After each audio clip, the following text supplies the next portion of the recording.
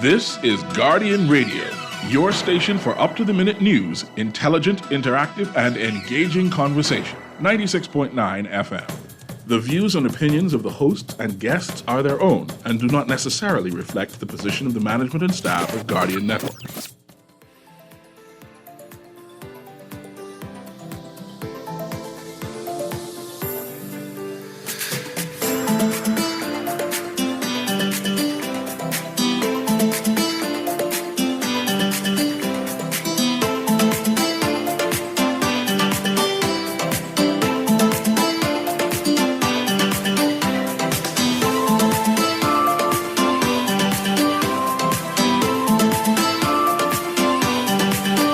Good morning and welcome to Guardian Radio A.M. Today is Thursday, May 16th.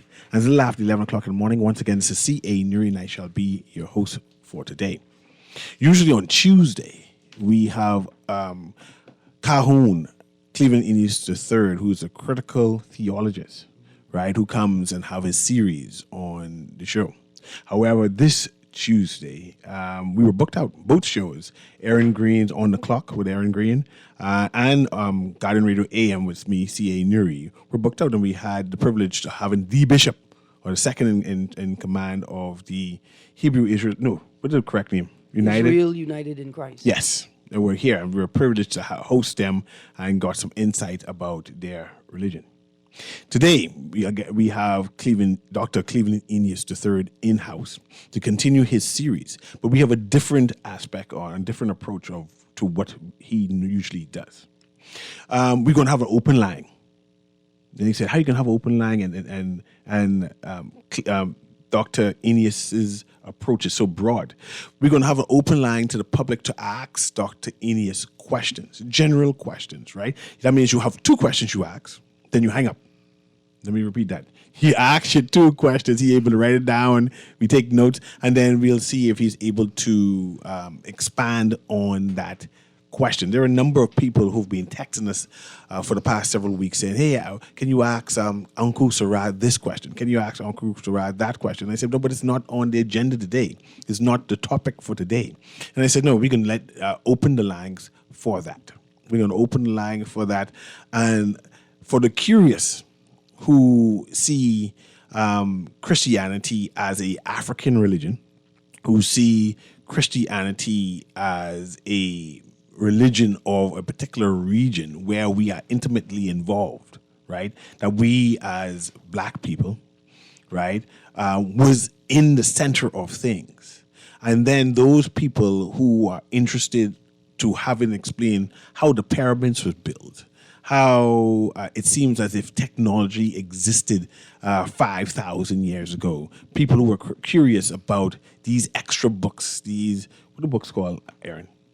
The apocryphal. The apocryphal books and the tablets. What a tablet thing? There's the Sumerian tablets and the Emerald tablets. Yeah, all of that. People who are interested in those line of questions and say, hey, I need someone to explain it. Of late, I've been bombarded from people from various lodges, curious. Man, I need this book, I need that book. We've been studying that, and we never see that insight, right? And curious. I guess this is the time now to call. This is the time now to call and see if the Calhoun is familiar with those concepts, to see whether his spirituality, his religion, has explanation for these questions, right? These like things inside the Bible. I never understood that, But I'll start the question. I'll start the questioning, and then as you listen, you say, okay, I never thought of that. You can join in. Of course, Aaron, you can join in too. Aaron Green is with me. And I would like to welcome again Dr. Cleveland Innes. Good morning, and Namastu. Namastu means I bow to the divinity within you. It's great to be here, and looking forward to the questions. Yeah, we miss you on Tuesday, but we're glad that you're here this Thursday. So let me start with this, right? On a previous discussion, right, I question whether there is monotheism, one God concept. Right. And you mentioned or I think you mentioned, that God and Elohim is two different things. And I want us to go over that by definitions now, just general definitions. What is God? What is Elohim? What is the Creator or the Most High? And we'll start off with that with different definitions. If you want to put support there, you can. But just so we can understand that, and we'll move forward, moving from Genesis back and forth. Right. So one of the things that, and within the Holy Coptic Church, one of the things that we learned from our Basesh, or our Coptic Pope, Rev. Dr. A.J. Varma, is that language is key. And so a lot of the confusion or apparent confusion comes from us just not understanding how language plays a part in a lot of what we think are differences. So, for example, when you're saying the Most High, you could have a person that's considered the Most High in a particular room. So let's just look at government. They'll say the Prime Minister. Yes, so he would be, or she, if that ever happens, would be considered the highest minister in that particular circle, whereby in some cultures they would say that that particular person is the Most High of that particular realm. But that's different from the Most High of the celestial heavens, whereby in Exodus chapter 3, verses 14 and 15, you learn about the I Am, this I Am principle. Now, that in and of itself is still different from when you go to the word God now that they introduced to us. That word ultimately is the word Gut. It's a German word, and it supposes that that's a singular being, as opposed to when you see this word in the Hebrew, whereby it is Elohim. So when you look in the language and you see the word Elohim, anything with a yod meme is plural. Now, that makes sense if you study the language, if you understand that yod meme actually represents plurality. And so the us, as in let us make man in our image and after our likeness, could not have been a conversation only amongst men, right? Because women were also created, male and female created he, them, and called their name Adam. So whose image and likeness is the woman in if only men were there? Women had to be there. Okay, so they are part of this Elohim. They are part of this Godhead. You understand? So if I'm not mistaken, you're saying that there is an Elohim that is plural. The word Elohim is plural. So you have El, Elo, Eloah, and Elohim. This use of the word El would in the language be considered singular, right?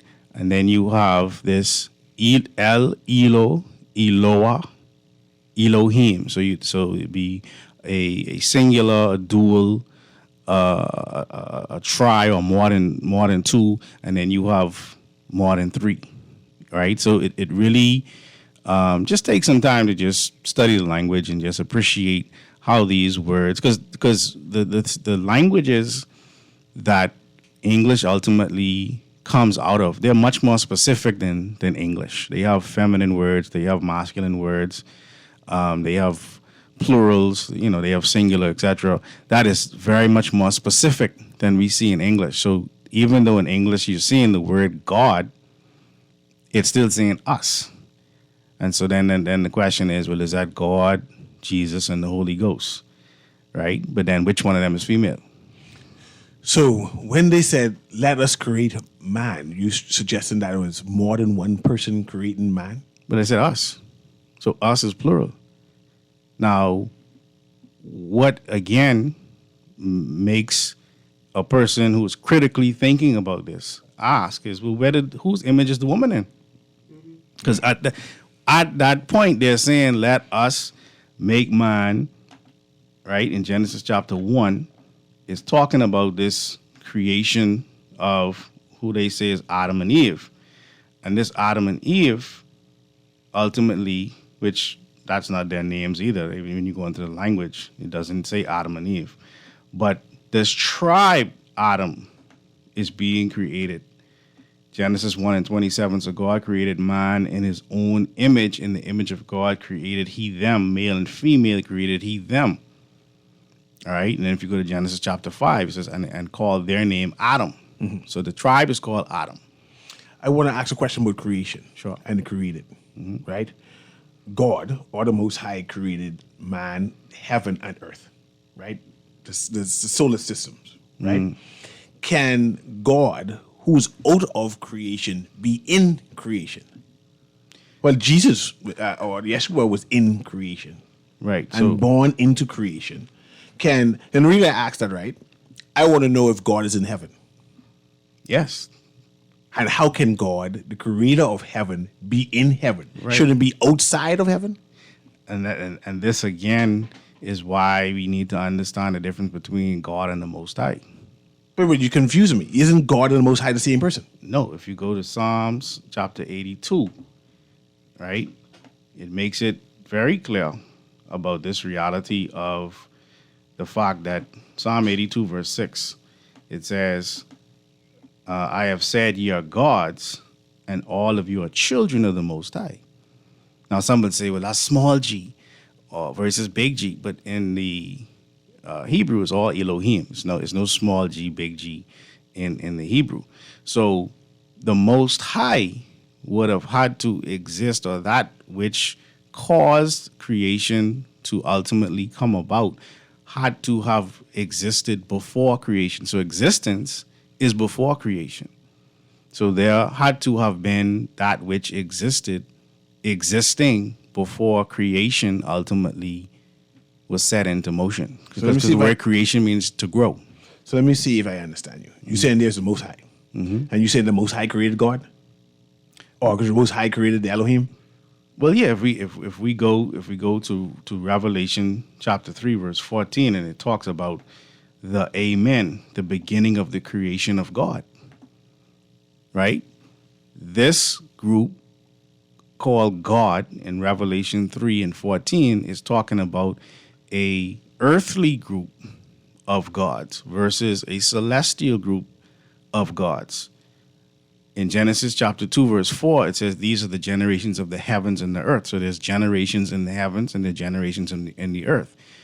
All of them coming out of the Most High and Newry, which is not anything that we can perceive as a being is only a portion of the Most High.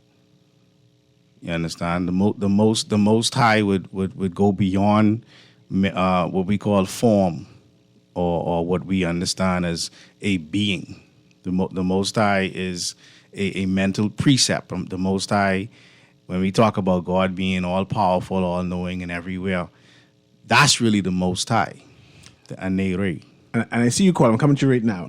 There's a scripture in the Bible where Lucifer was saying that he wants to put his throne where the Most High is. Right. That because he was already in heaven. So I want to say, I'm asking, was the Most High out of heaven in a different spot? No, well, really having a war with Michael. He wasn't having a war with the Most High.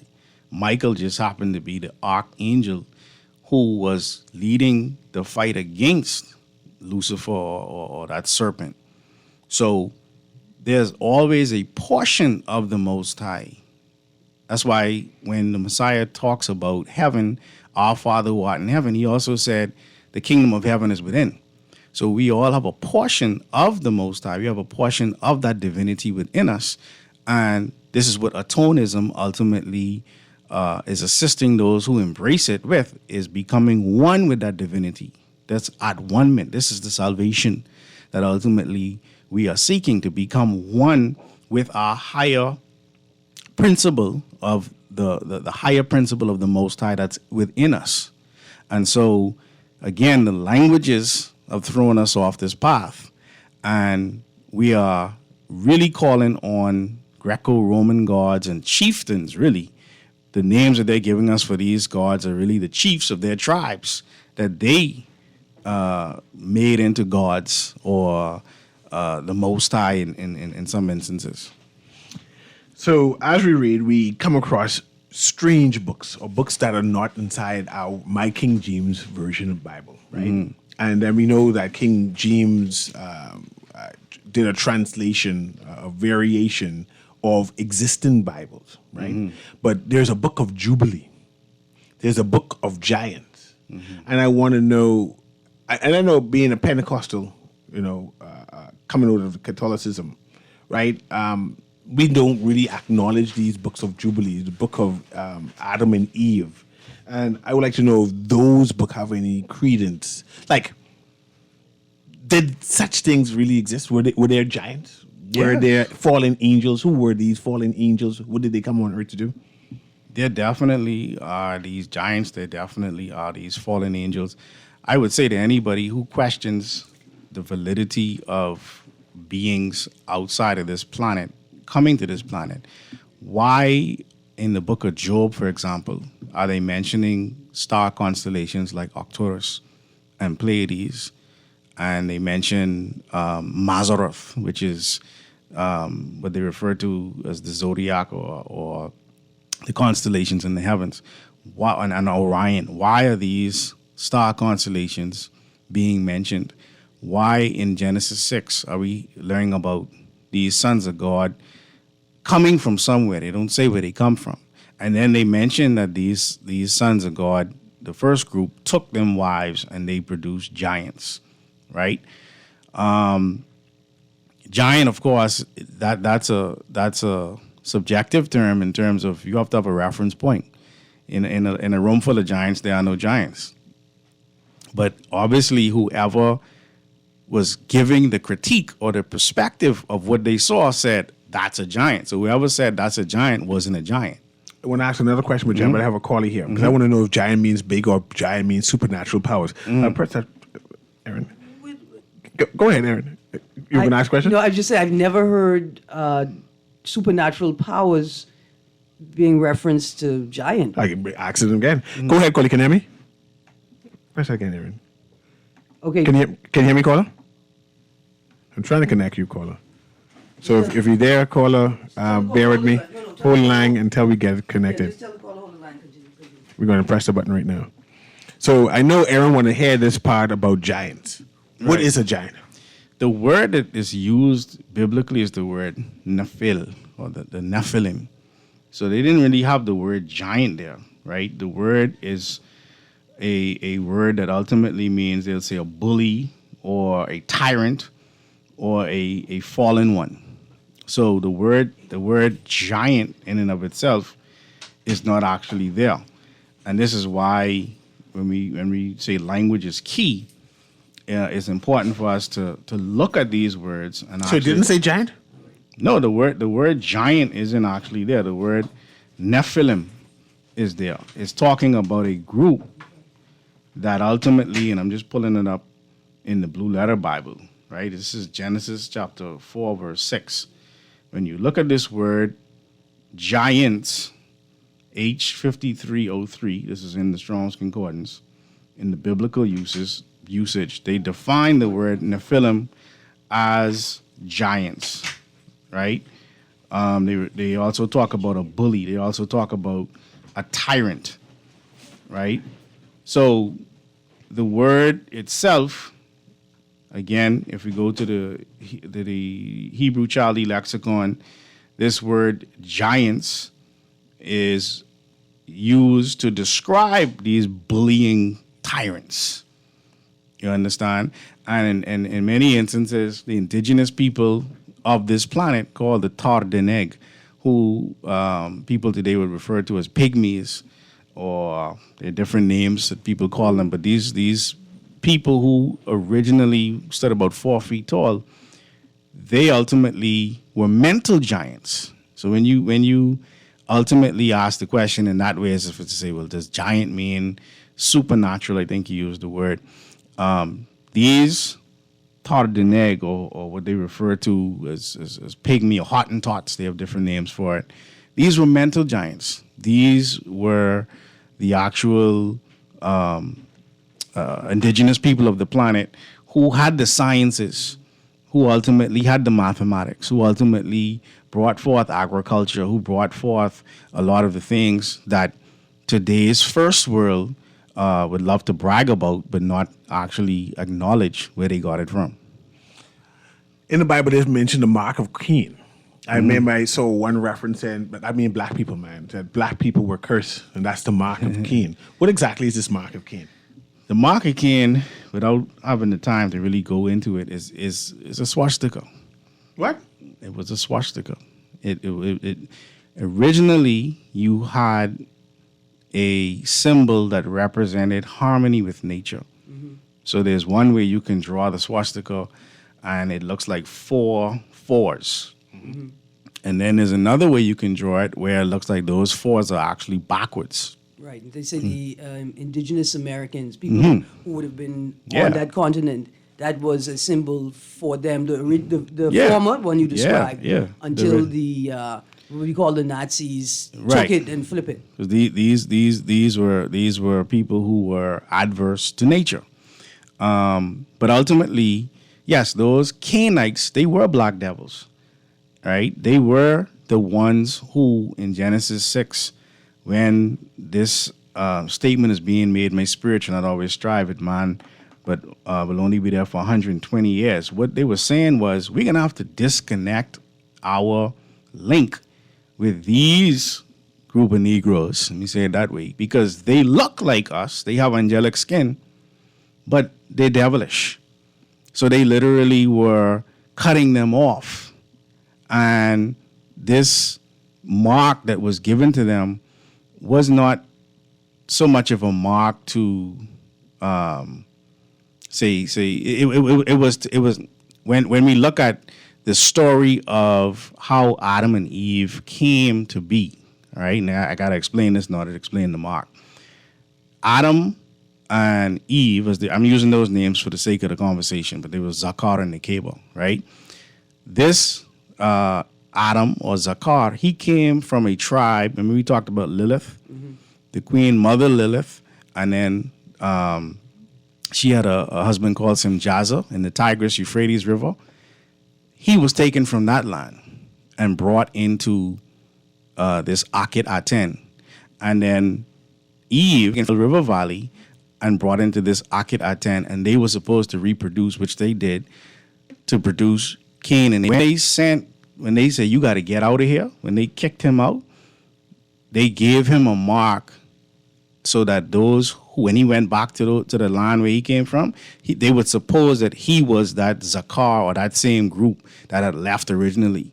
And that would protect him as long as they didn't find out. Now, again, I don't have the time to go through the whole story right now.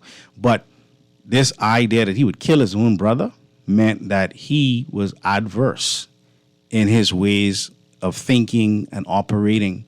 And he had now taken on the image of those fallen angels who had already created a land called Nod, which is where he found his wife. I have a caller here, and I want to discuss these 200 fallen angels. Are they the same as when Lucifer fell from heaven with those fallen angels, or these are different fallen angels? Because they say a third of heaven. They're a portion. They're a portion of those angels. It seems like 2 different times. Yeah, but go ahead. Let's go to the caller first. Yeah. Go ahead, caller. Can you hear me? Namaste. Namaste, Elder. Brother Uncle, I am. I think me and you been discussed this situation before, whereby the pyramids that are in the Bahamas. Now, what I want to know, right? But before I ask this question, what I could have seen and when I used to swim, right? Yeah. I've found I always like deep water swimming, because, it used to give you a proper exercise. Yeah. But one time ago, right, when I was swimming, right, I came across a railroad, okay. Under the water. Wow. Now let me ask you something. That was in Nassau, well? Yes, in Nassau. Okay. Me and you was discussing some time back. There are pyramids also in our water. What I want to ask you, right? according now, they should be on record in government record or in the Bahamas record. Okay. But what I want to ask you, do you know whether or not ships deviate from the pyramids and where the railroad were in the Bahamas? Do you know anything of that sort? I'm not familiar with any underwater railroads. Okay, I've seen it.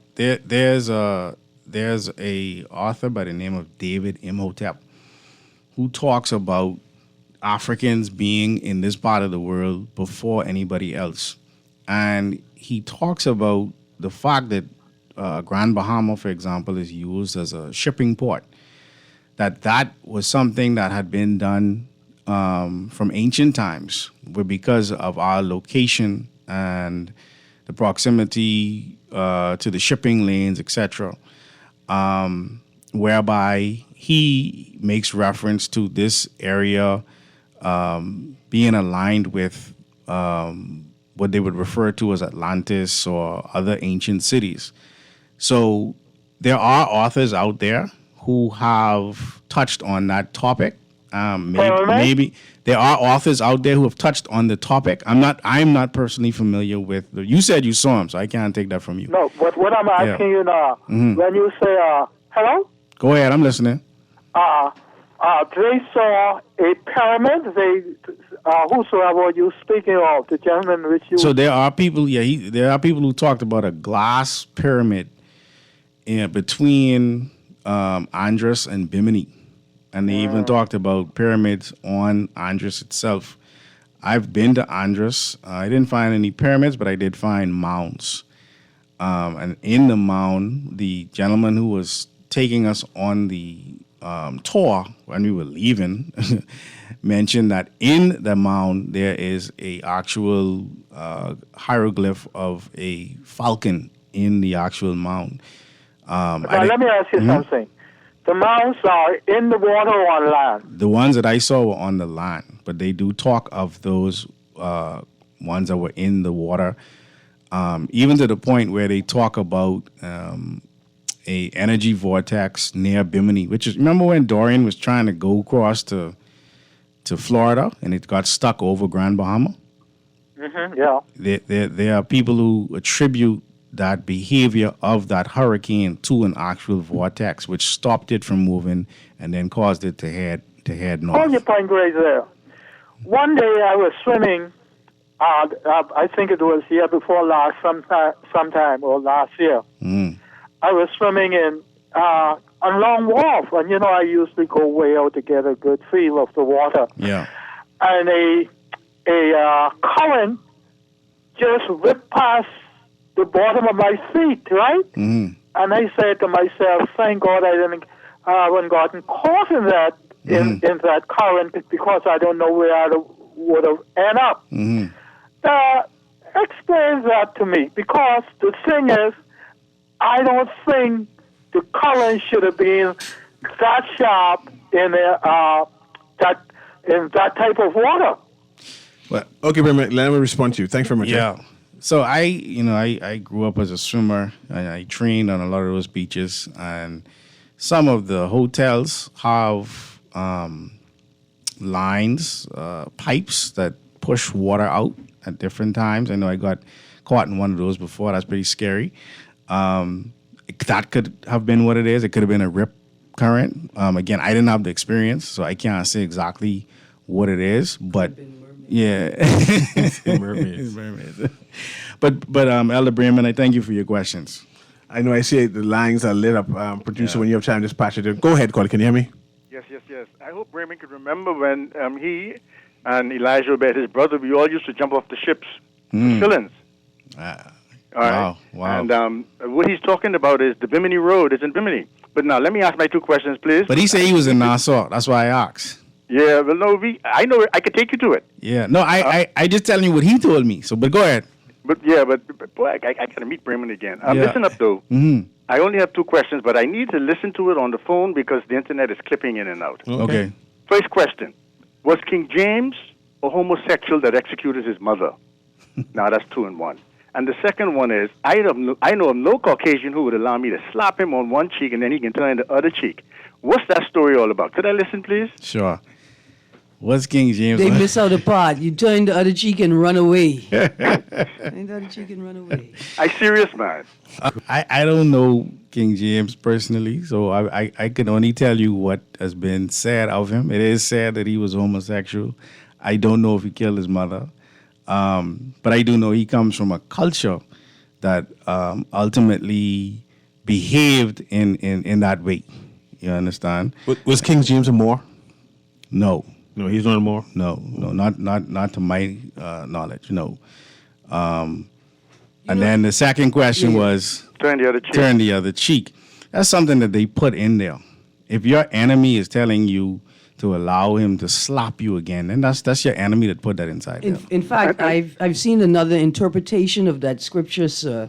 The story says that we're interpreting it incorrectly, and when they say turn the other cheek, that was a cultural practice signifying that we will no longer do business, right? Like we no longer in communion with each other. Right. So to turn the cheek is to signify the end of a business relationship or a communal relationship. See, and Uncle, you also forget Beetlejuice, which is going to be bright pretty soon. Remember that one? Okay. Yes, Thanks, man. yes. Appreciate it. Thanks again. See, what cultural diffusion did, and this is what the Greco-Romans did, is they removed pictures and they made people, places, people. They made one person, a group of people, one person, so that when you take certain things out of context, cultural context, then it can be used whichever way the dominant culture needs it to be used. And so that's one way of explaining it as well. Okay, I see another caller here. Producer, patch that caller through. Go ahead, caller. Yes, good morning, Ms. Green. Good morning, Brother Anku, and morning, Newry. Morning. Good morning. Yes, Brother Anku, when you were talking about the people, the star people, etc., and the constellations, I mean, could it be that the individual, like how you were talking about Melchizedek coming every 25,000 years, could the individual just be an individual like a man in a man form, but he just has, like, he's born or originate from that constellation? Definitely. Yeah, thank you. When you were talking about the giants, I tend to agree with you, and I'm glad that CA even asked the question, even though I felt as if you probably would explain it. When he was saying, like, if it didn't have to necessarily be a big person, like a Jack and a Beanstalk type thing, but it could have been like a powers or a supernatural type thing. Because I agree with you on that, because I don't believe that we had that Jack and a Beanstalk type thing, because, like, even when I look around just from observation, like, everything seems to be, like, created for human size, like the fruits, you know what I mean, the bananas and apples, and even the horses, and I can't see anything around you that would suit giants. If you understand What about moose?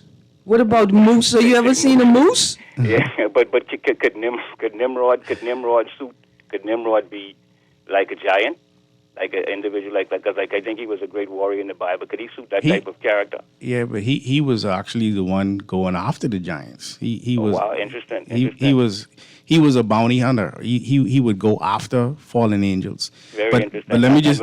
And when you were talking about this watch sticker, I saw something the other day where it showed that what this watch sticker really is the we call it Big Dipper.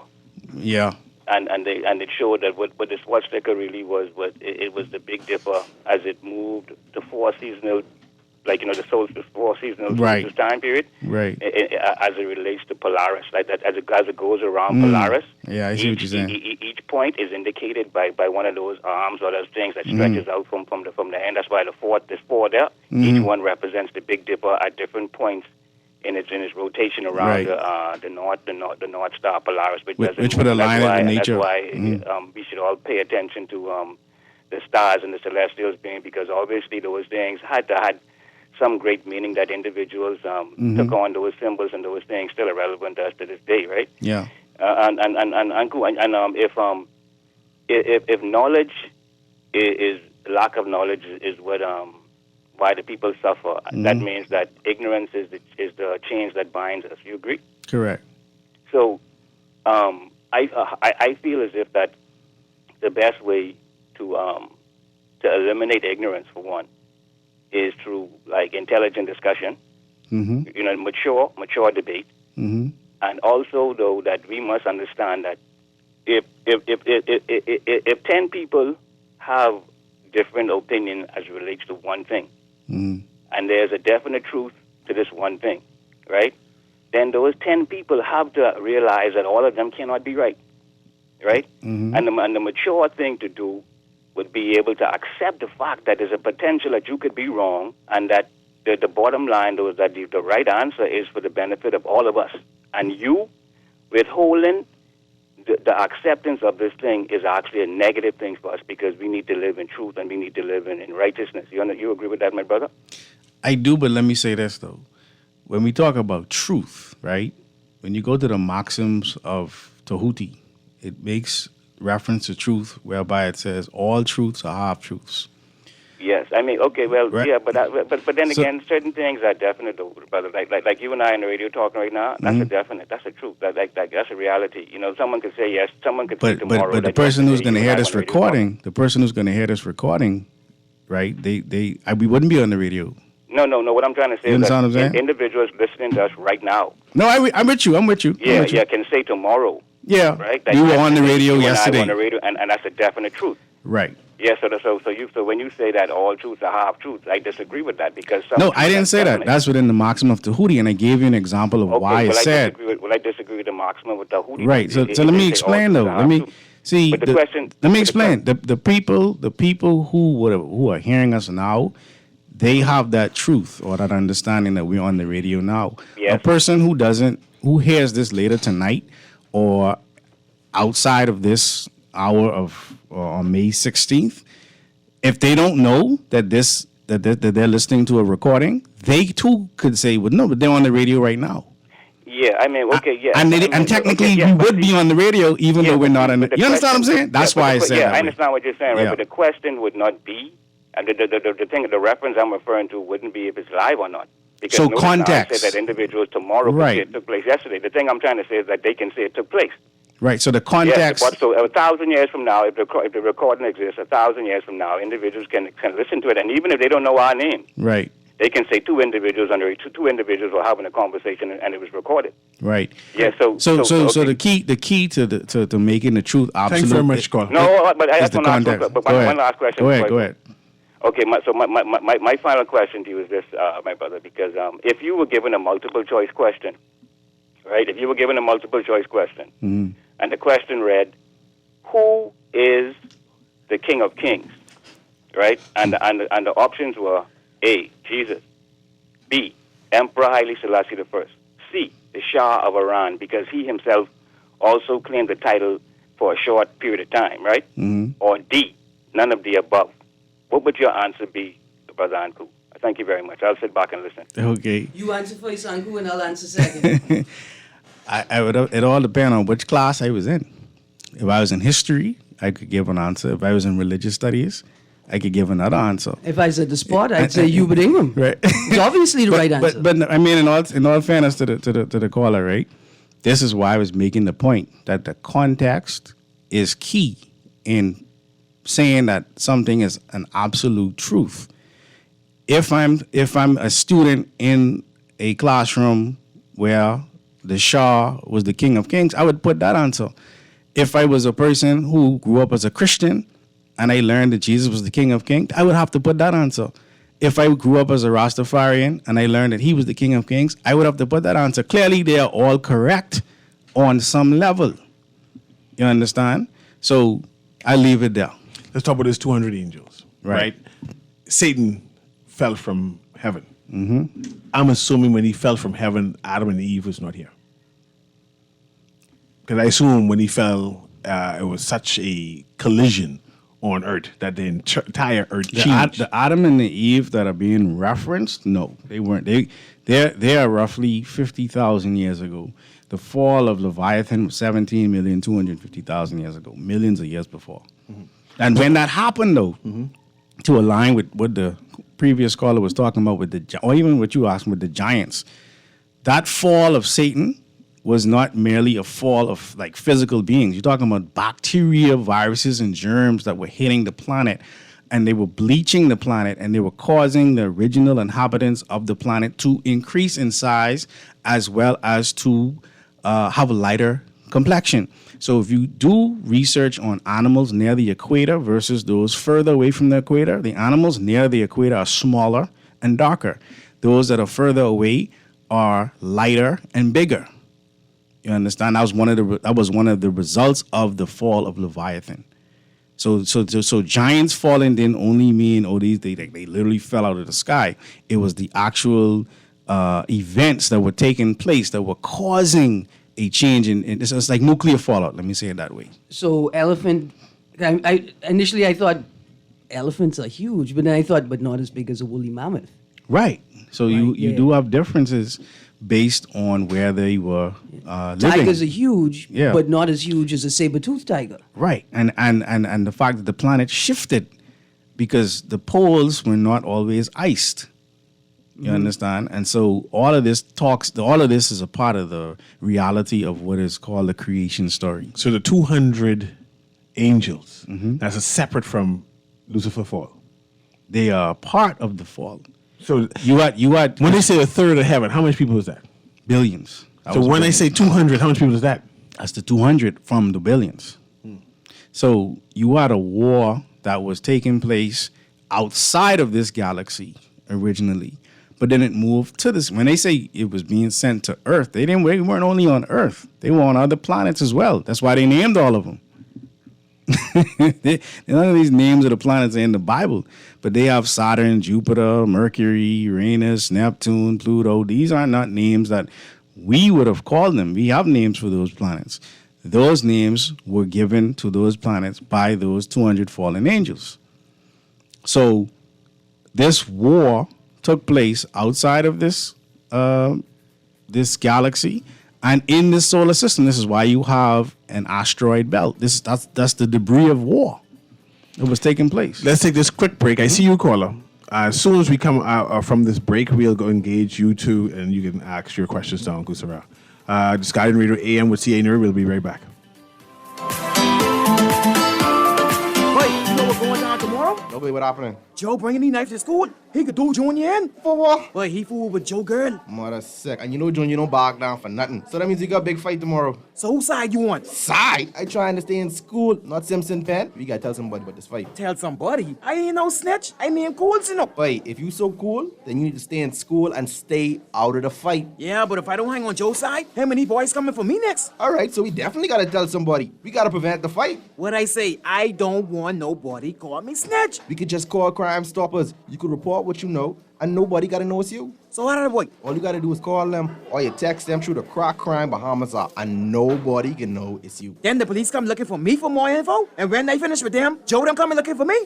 When you call Crime Stoppers, the call go directly to Miami, and they don't ask nothing about you. Then you can get the pen from them, and you can claim a reward later using that same pen. Plus, everything's scrambled, so nobody can read what you're saying. Call 328-8477 from Nassau or 242-300-8477 from the Family Islands. The Grand Bahama News is available every Tuesday in the Nassau Guardian. You can buy your local paper at Freeport convenience stores, Western Bakery, De Gregory's Fine Foods, and Bellevue Gifts. Now is the time to reach your Grand Bahama market with affordable packages, including print and digital. Call GB News sales representative Kavandre at 822-6717 or message him on WhatsApp for ad rates. Classified ads are now available every Tuesday as well. Keep up with everything Grand Bahamian every Tuesday in the Nassau Guardian. You try to rest, roll with the best. For all your printing needs, there ain't no one better, no. For posters and banners, magazines and flyers, for window decals, greeting cards and newsletters. No job too big and there's no job too small. You name it, we can print it, just give us a call. Let Print Masters bring your masterpiece to life. Located in the Nassau Guardian Building, telephone 302-2361. Love the show? Want to give your support? Become a sponsor today. Call 302-2300 for our rates and packages. That's 302-2300. Become a sponsor on Guardian Radio 96.9 FM. Fresh news, smart talk, all day.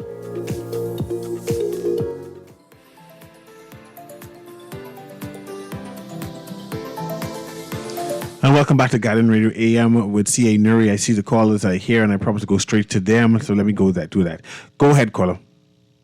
Producer Patrick calling through. Go ahead, caller. Yeah, but Uncle, let me rephrase my question to you, please, sir. Sure, go ahead. I mean, other people might appreciate the diplomacy. But I don't appreciate that diplomacy because, see, we're talking about rightfully. You know, do you know where the King of Kings title come from, etc.? So let me rephrase my question to you. Out of the names and options that I gave you, right? Right? Which one was rightfully and actually crowned King of Kings? Haile Selassie. Evidence Haile Selassie. of the coronation. Thank you very much. You have a nice day. Yes, sir. Okay. And then also, and then those 200 fallen angels were in the land of Nod. That separates them from the others as well. Yeah. Let's continue. In any event, the Bible says Jesus is the King of the Kings. Right? We Just always let women thousands of years before. So, But let's go to the next caller. We gotta go to the next caller. We got another time. Go ahead, caller. Can you hear me? Hey, good morning, Mr. Newry. Good morning. And good morning, Aaron. And good morning, Uncle. Good morning. I was trying to remember that thing you say when you Namastu. talking, but I can't remember how to say it. Namastu. Namastu? Namastu. Namastu. Yes. Okay, Namastu.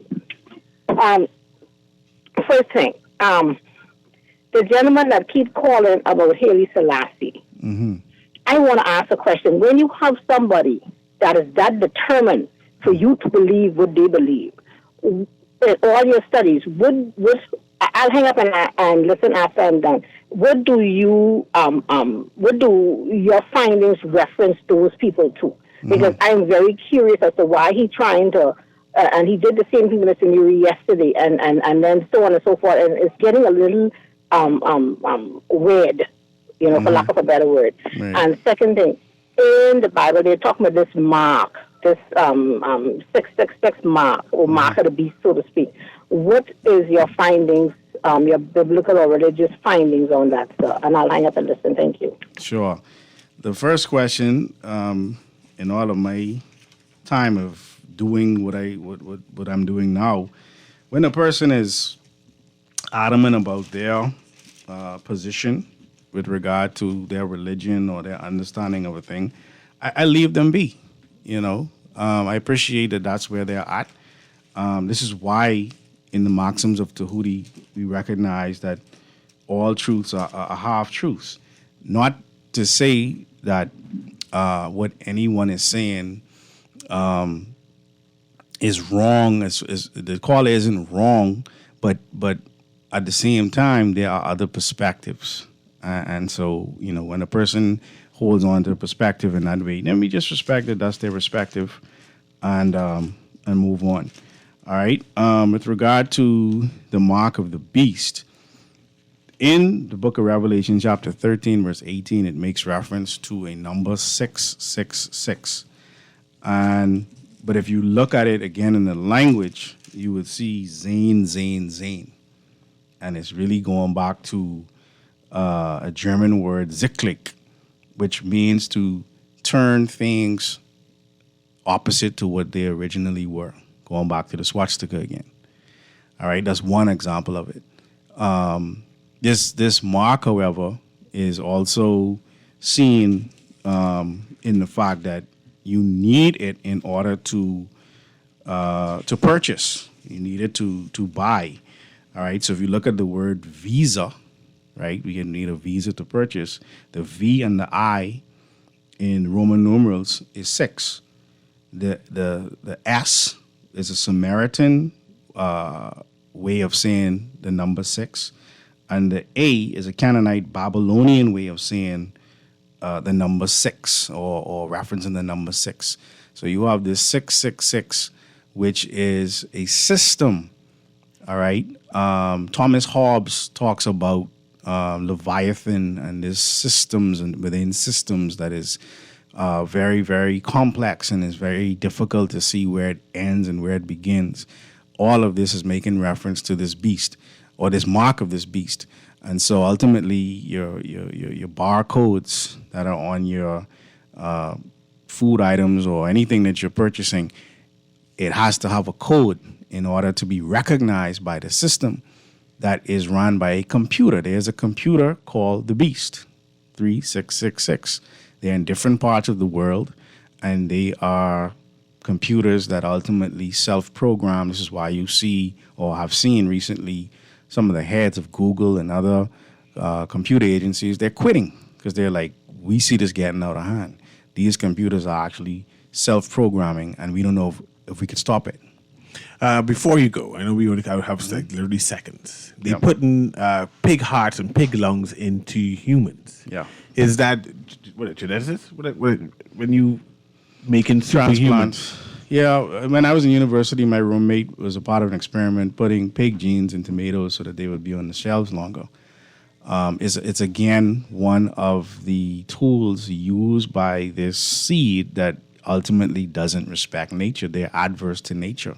And so they will do everything within their power to subvert nature as we know it, and they won't leave things the way that they originally were, whereby the children of nature can actually benefit from those things. Next week, can we talk about the Coptic Church's response to some things that are considered conspiracy theories, like the theory that the number 8 is actually supposed to come after the number 9 because 8 is the infinity symbol, and then the theory that the frequencies through which we listen to music, we tune things with, were changed as a political policy to shift humans' natural abilities. They did it with the instruments A440. So we could talk about that. Yeah. And the Coptic Church's response to these things. You don't believe that's true?